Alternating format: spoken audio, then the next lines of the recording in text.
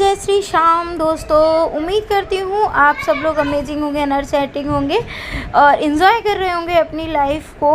So welcome back to my channel NK story and blog. So आज के इस blog में आपको खाटू श्याम जी की पद यात्रा का आयोजन देखने को मिलेगा। जैसे कि आप सबको पता है कि 2 दिन पहले एकादशी का पर्व था। एकादशी के दिन हम सब ने मिलकर खाटू श्याम जी की पदयात्रा का आयोजन किया था, जो कि हमारे सोसाइटी के मंदिर से स्टार्ट हुई थी।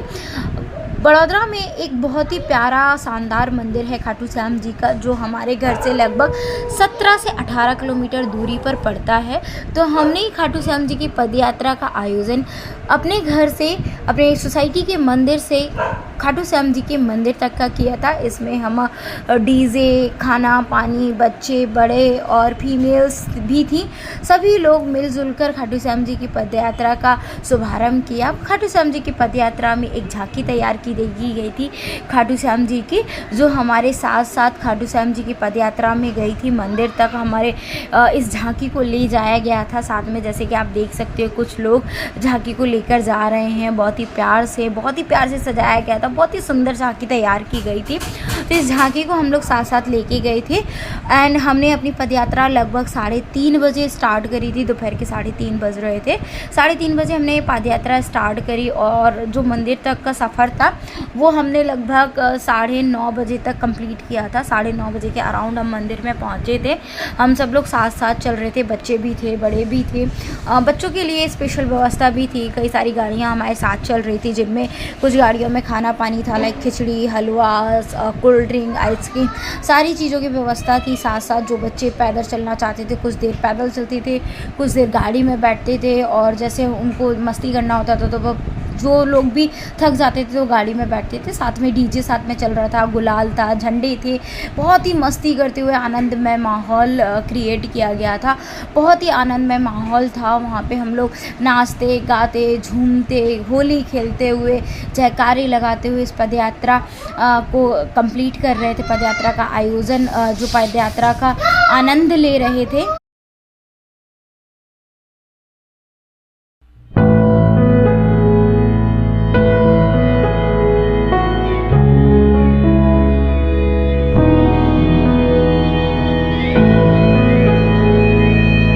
पदयात्रा का जो शुभारंभ हमने किया था लगभग 3:30 बजे किया था और जब वहाँ पे पहुँचे तो लगभग 9:30 का अराउंड टाइम हो रहा था। लगभग 4 से 5 घंटे का सफ़र था जो हम लोगों ने तय किया और इस सफ़र में बहुत मज़ा आया, क्योंकि सब लोग नाचते गाते झूमते गाते जा रहे थे। मेन बात क्या थी कि मेरे दोनों बेटे साथ में गए थे, निशांत और काव्यांश। निशांत मेरा बड़ा बेटा है तो वो बेटा मेरा क्या कहते हैं ऊपर बैठ गया था गाड़ी में, बट जो काव्यांश था उसको मैं बोल रही थी गाड़ी में बैठ जाओ, बट वो तो बिल्कुल भी गाड़ी में बैठ के नहीं जा रहा था।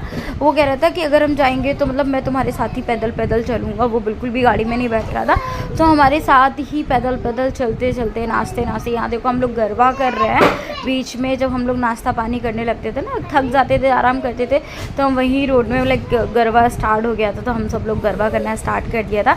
और देखो मेरा बेटा काब्बू जो है वो बिल्कुल भी मुझे छोड़ नहीं रहा है, साथ में ही चल रहा है। उससे बोल रहे थे हम गाड़ी में बैठ जाओ, आराम से गाड़ी में आओ, बट नहीं, वो तो हमारे साथ ही नाचते गाते। वो थोड़ा सा शैतान है। उसको ये है कि उसको मस्ती चाहिए। उसको जहाँ मस्ती हो रही है, अगर कुछ हो रहा है, नाचना गाना हो रहा है, कहीं जा रहा है आ रहा है, तो वो फिर नहीं बैठता। उससे शांति से नहीं बैठा जाता। उसमें उसे बीच में ही रहना है, ये उसकी आदत है। यहाँ देखो सब लोग ऐसे रास्ते में डीजे में बढ़िया नाचते किसी को लग ही नहीं रहा था कि हम लोग पैदल चल रहे हैं। और कोई नंगे पैर भी चल रहा था, कोई चप्पलों के साथ चल रहा था, मतलब बच्चे भी चल रहे थे साथ में, बड़े भी थे, झांकी भी साथ में चल रही थी। तो किसी को ऐसे थकान नहीं हो रही थी। सब बढ़िया नाचते गाते होली खेलते हुए चल रहे थे। यहाँ हम लोग रास्ते में रुकते थे, जो सेवा हम लोग साथ में लेके गए थे, लाइक कोल्ड ड्रिंक्स वगैरह और आइसक्रीम वगैरह गए थे, तो रास्ते में रोक कर सबको बांटा जा रहा है। देखो ये दोनों शैतान बड़े आराम से कोल्ड ड्रिंक लेके घूम रहे हैं और खा पी रहे हैं। और यहाँ हम लोग जब पहुँच रहे थे तो धीरे धीरे रात होती जा रही थी। रात में भी हम लोग मतलब इतना सब बच्चे वगैरह आप देख रहे हो ना कितना नाच रहे हैं, और होली कितना कलर है, तो बहुत सारी मस्ती हुई, बहुत मज़ा आया।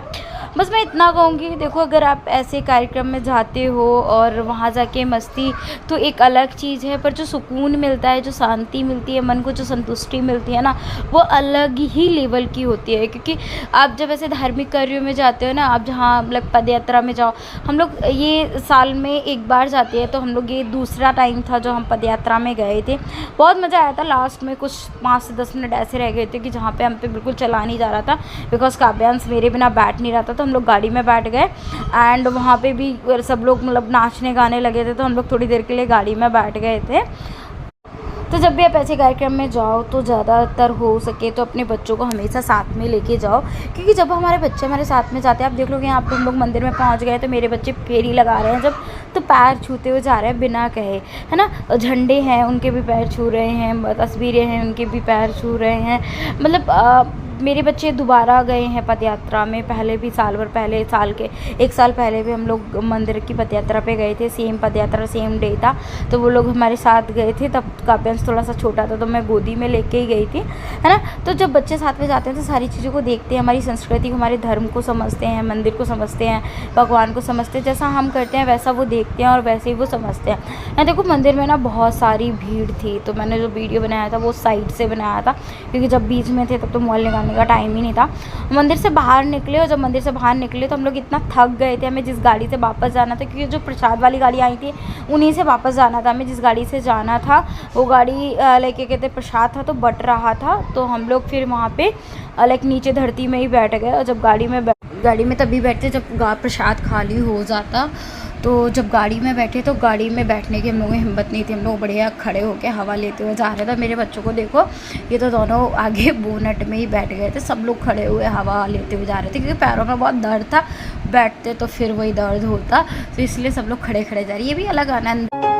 ये मंदिर के बाहर का व्यू है, तो बहुत प्यारा मंदिर है। तो आज का ब्लॉग इतना ही था। अगर आपको ब्लॉग अच्छा लगे तो प्लीज़ लाइक और कमेंट शेयर करते हुए जाइए, सब्सक्राइब करते हुए जाइए। ये मेरे अभी स्टार्टिंग के कुछ ब्लॉग्स हैं।